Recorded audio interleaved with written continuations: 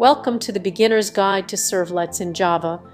In this tutorial, we will cover the basics of what a servlet is, how it works, and how you can use it to develop web applications. First, let's start with the basics. A servlet is a Java class that is responsible for processing HTTP requests and generating HTTP responses. Essentially, it acts as a middle layer between a client e.g. To create a servlet, you need to follow a few steps.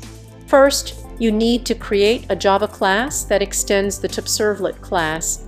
This class will contain the logic to process the HTTP request and generate a response. Next, you need to configure your servlet in a deployment descriptor file called web. This file is used to map the URL pattern to the servlet class in your application. Once you have set up your servlet, you can start executing it on a web server. There are many web servers that support servlets, such as Apache Tomcat and Jetty.